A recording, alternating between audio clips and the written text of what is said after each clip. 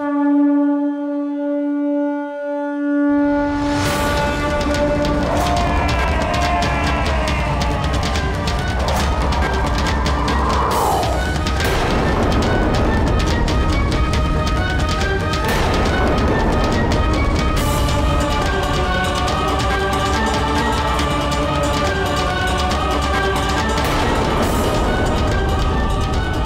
क्या, मैं मारुति को नीचे क्यों नहीं ला पा रहा हूँ?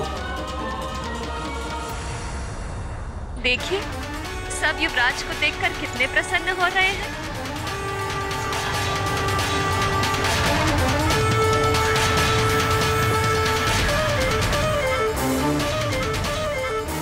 मंत्री जी, युवराज नीचे क्यों नहीं आ रहे हैं?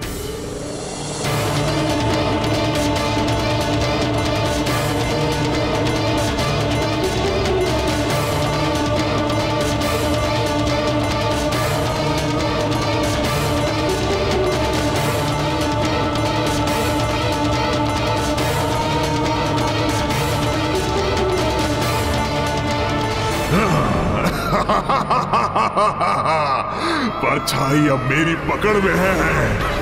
अब तेरे छूटने के सारे प्रयास विफल हो जाएंगे।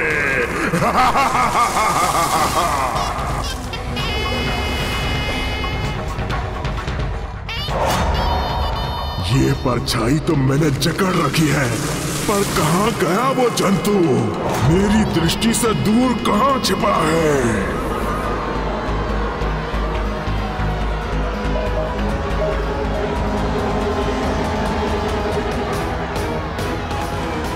देखिए, सब युवराज को देखकर कितने प्रसन्न हो रहे हैं। युवराज की जय! युवराज की जय! युवराज की जय! युवराज की जय!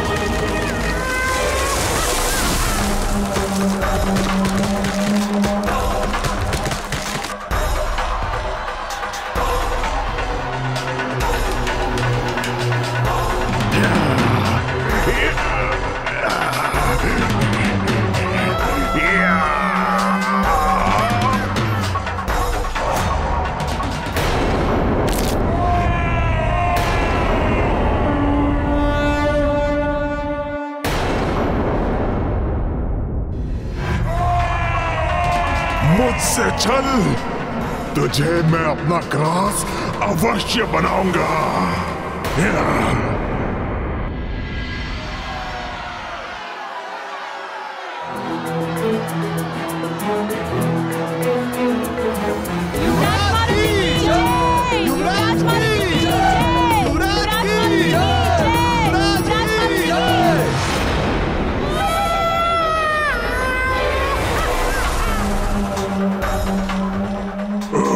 केसरी, मेरे पिता का हत्यारा, बहुत दिनों बाद आज अवसर मिला है। गिन गिन कर ऋण उतारूंगा मैं अपने पिता की हत्या का।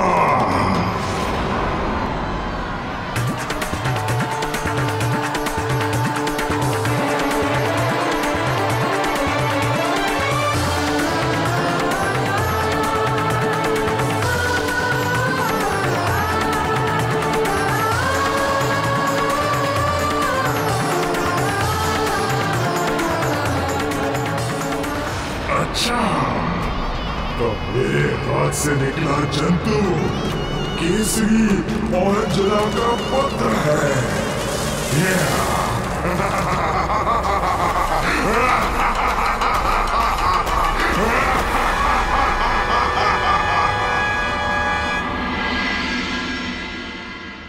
नियति अटल है। सारी असुरी शक्तियां चाहे जितना भी बल लगा लें, किंतु अवतारी शक्ति का बाल तक बांका नहीं कर सकती। उनका स्वभाव, उनकी प्रकृति स्वयं उनके वश में नहीं होती। वो अपनी शक्ति का दिशाहीन प्रदर्शन करते रहते हैं, फिर चाहे हार हो या जीत। प्रभु, इस पर केसरी ने क्या सोचा? वह असुरी शक्तियों के दुष्ट स्वभाव से अवश्य ही चिंतित हो रहे होंगे। हाँ, अवश्य चिंतित तो हो ही रहे थे और आशंकित भी। बात उनके पुत्र के साथ साथ प्रजा की सुरक्षा की भी थी। इसलिए कोई चूक ना हो जाए, इसका उचित ध्यान रखा जा रहा था।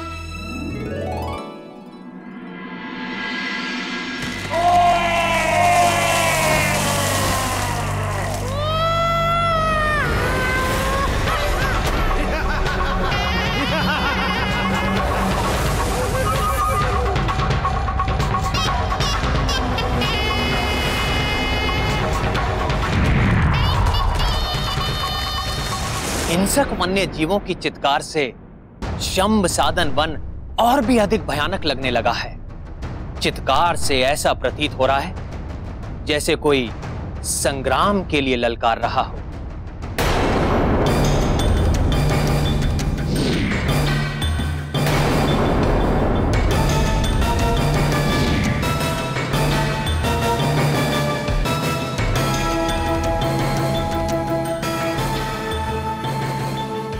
महाराज, आपने बुलाया मुझे?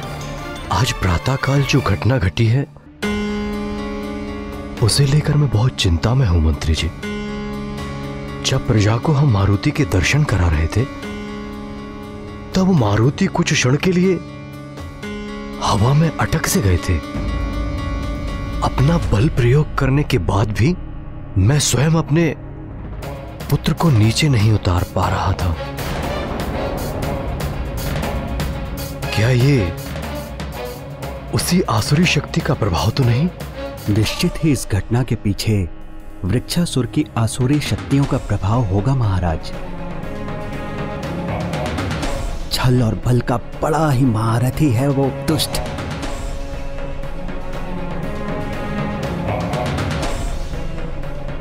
दुष्ट तो वो है, परंतु ये कैसे संभव हो सकता है? मारुति तो वृक्षासुर की पहुंच से बहुत दूर सुरक्षित मेरे पास थे। आसुरी शक्तियों का छल और चालाकी का क्या भरोसा महाराज।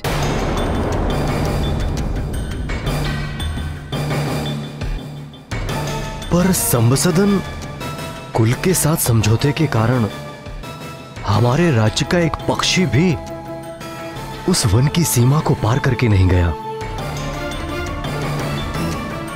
इसलिए उनका हमारा क्षेत्र में आने या मारुति को किसी भी प्रकार की हानि पहुंचाने का कोई कारण ही नहीं होता। इन आसुरी शक्तियों का छलवरे कार्य का मेरे साथ क्या संबंध हो सकता है? आपका कथन उचित है महाराज। शंभ सदन के वन में से किसी ने भी आज तक उस समझौते का उल्लंघन नहीं किया है, पर उन पर विश्वास करें भी तो कैसे? हमें चारों ओर दृष्टि रखते हुए हर प्रकार से सतर्क रहना होगा महाराज। उचित है, पर सुमेरु राज्य की सीमा पर खड़े संबसदन के पुत्र वृक्षासुर की गतिविधियों पर कड़ी से कड़ी दृष्टि रखनी होगी। जी।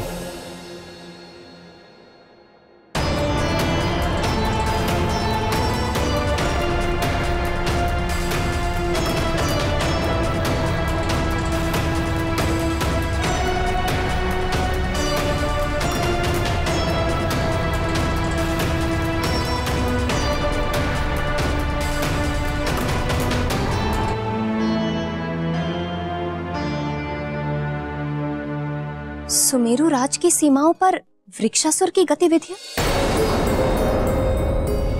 किंतु महाराज, हमारी कुलदेवी का मंदिर तो सुमेरु और सभासदन वन की सीमा पर ही स्थित है ना? परंपरा अनुसार कल ही हमें अपनी कुलदेवी के दर्शन को जाना आवश्यक है। किसी तरह से ये कार्य पूरा हो जाए, इस भोलेनाथ से यही कामना है। चिंता का कोई विषय नहीं है। वृक्षासुर ने आज तक सुमेरु राज्य की सीमा में किसी भी प्रकार की सीमा लांघने का प्रयास नहीं किया है। और वैसे भी मैंने मंत्री जी को कड़ी से कड़ी सुरक्षा करने का आदेश दे दिया है और मंत्री जी की व्यवस्था पर मुझे पूरा विश्वास है।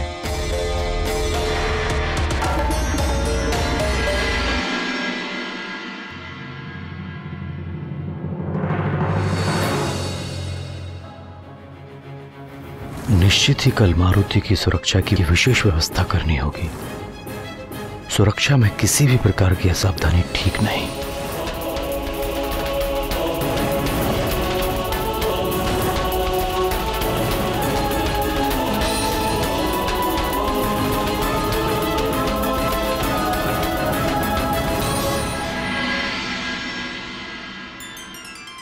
पुत्र, पुरोहित जी पधारे हैं। कुलदेवी ललिता अम्बा के मंदिर जाने से पूर्व हमें यही भवन में कुछ विशेष विधि विधान से पूजा करनी है। माँ, विशेष पूजा? मुझे भी ये विधान और पूजा करनी है। हाँ पुत्र।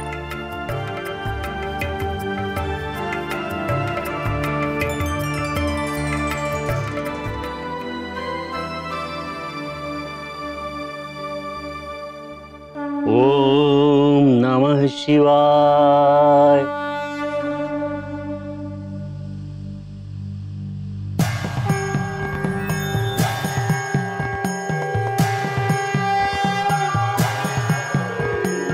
ओम सद्यो जातं प्रपद्यामि सद्यो जाताय वै नमो नमः। भवे भवे नाति भवे भवस्व मां भवोद्भवाय नमः। माँ, ये पुरोहित जी क्या कर रहे हैं?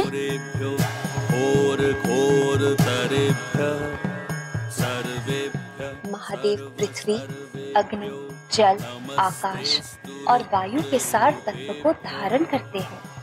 भस्म के माध्यम से वे सारे जगत का ग्रहण करते हैं। पुरुषाय विद्महे महादेवाय धीमहि।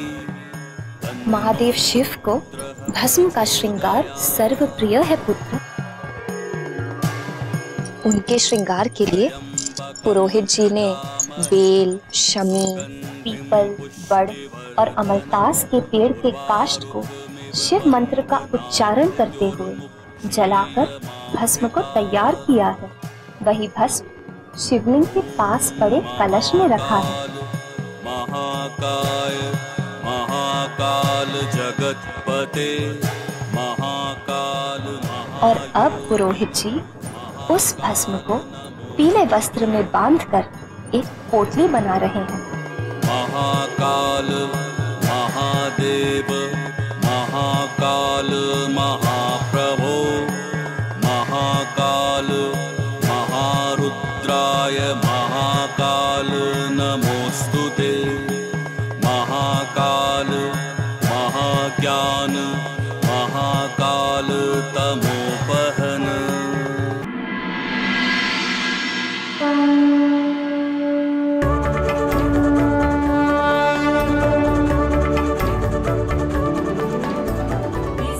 अब आपके पिताश्री शिव मंत्र पढ़ते हुए इस पोटली से भस्म का छिड़काव शिवलिंग पर करेंगे।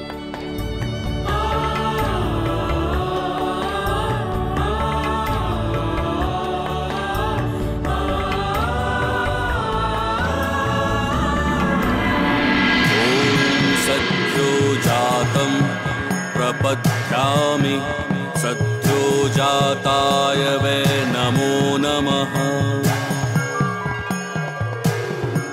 अब जब इस पोटली का भस्म पोटली के महीन छिद्रों से छनकर ये भस्म जो महादेव को अर्पित किया है शिवलिंग को ढक लेगा, तब यही भस्म विभूति बन जाएगा। महादेव जो त्रिपुंड पाने मस्तक पर धारण करते हैं उसमें ब्रह्मा, विष्णु और रुद्र के सार तत्व समाहित हैं।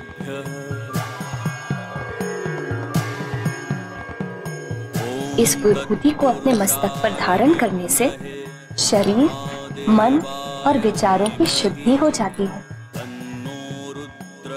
और इसे धारण करने वाला समाज में सदा सम्मानित और आदरणीय होता है।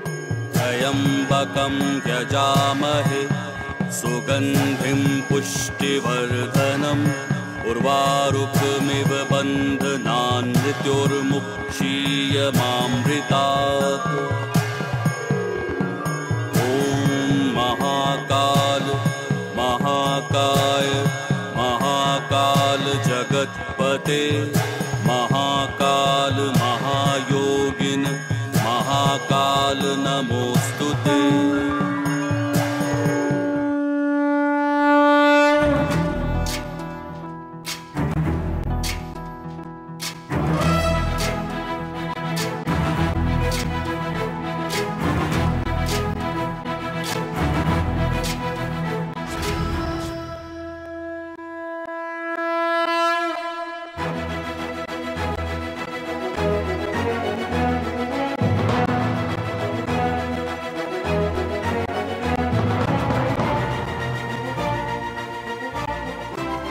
पुत्र मारुति, ये क्या किया? हो गई शुद्धि।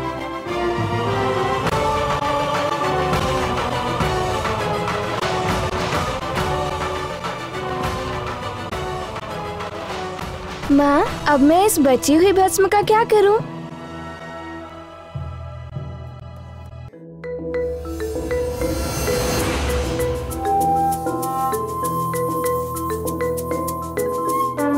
युवराज, ये मुझे दे दीजिए।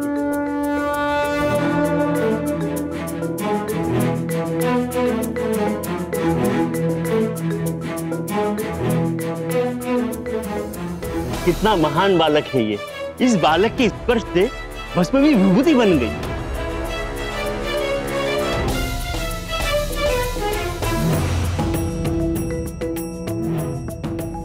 देख रहे हैं आप आपके पुत्र की नवीन लीला।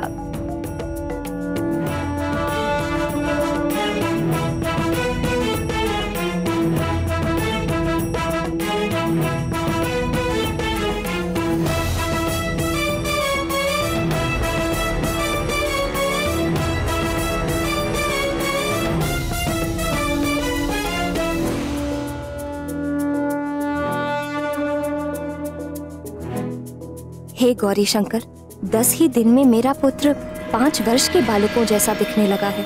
यदि वह इसी शीघ्रता से बढ़ता रहा तो जल्द ही मैं उसकी बाल लीलाओं के आनंद से वंचित हो जाऊंगी। कृपा करे प्रभु और उसे उसकी आयु के अनुरूप ही बढ़ने दे, ताकि मैं उसकी बाल लीलाओं का आनंद ले सकूं।